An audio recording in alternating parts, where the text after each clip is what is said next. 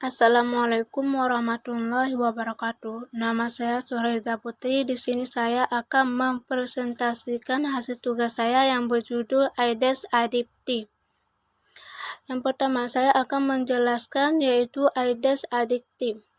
Nyamuk merupakan salah satu serangga yang sangat penting di dalam dunia kesehatan. Nyamuk termasuk dalam subfamili Cilicinae dan famili Culicidae. Nyamuk Aedes aegypti merupakan faktor dari penyakit-penyakit demam berdarah, yellow fever, dan cikungunya. Penularan penyakit ini melalui cikungan oleh nyamuk betina.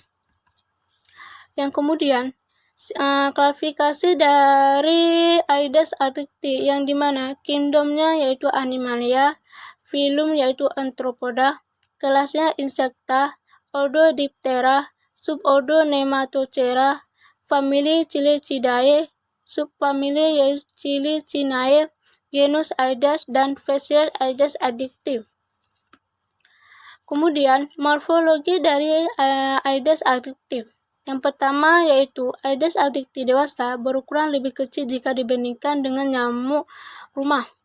Yang kemudian mempunyai warna dasarnya hitam dan bintik-bintik putih pada bagian-bagian badannya, terutama pada kaki, dan dikenal sebagai bintik morfologinya yang khas sebagai nyamuk yang mempunyai gambar lira yang putih pada punggungnya.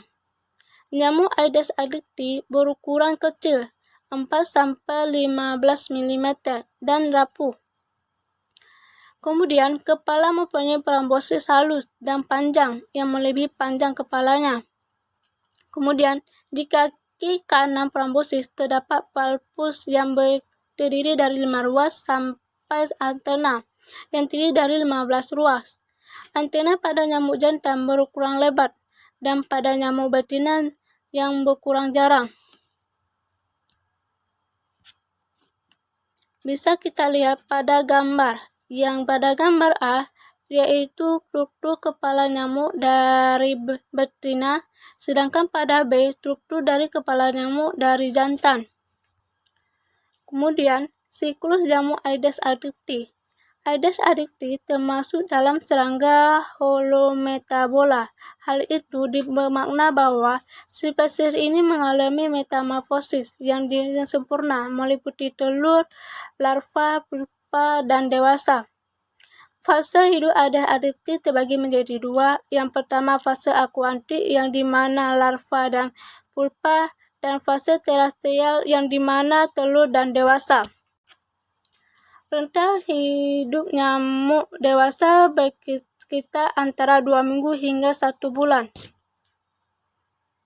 Tergantung pada kondisi lingkungannya. Siklus hidup nyamuk dapat diselesaikan dalam waktu setengah minggu hingga 3 minggu. Yang pertama yaitu telur. Nyamuk betina dewasa akan bertelur hingga 100 butir telur.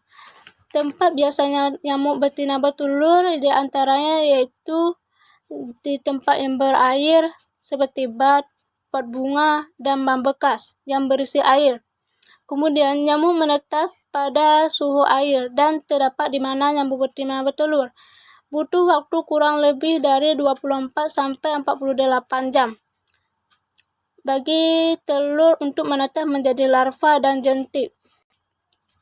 Kedua yaitu jentik nyamuk atau larva. Kurang lebih dari 24 jam sampai 48 jam telur akan menjadi larva atau jentik. Adapun larva akan merupai seperti ulat-ulat di dalam air dengan ukuran 1-1,5 cm. Selain itu, jentik nyamuk juga dapat berenang di dalam air. Untuk bertahan hidup, larva tersebut akan memakan makanan yang terdapat di dalam air. Yang ketiga yaitu pulpa. Inti nyamuk akan berubah menjadi pulpa yang bentuknya melengkung yang hampir sama mirip dengan jentik, namun berbeda ukuran. Kepalanya yang dimana pulpa lebih besar dan bulat yang akan mengapung di permukaan air. Pulpa ini adalah daur hidup nyamuk yang paling terakhir yang akan hidup di air selama 1-4 hari, yang kemudian akan berkembang biak menjadi nyamuk dewasa. Kemudian yang keempat yaitu nyamuk dewasa.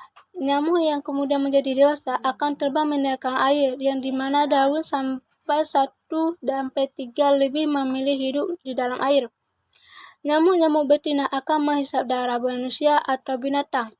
Sedangkan nyamuk jantan, dia akan lebih memilih untuk menghisap nektar bunga.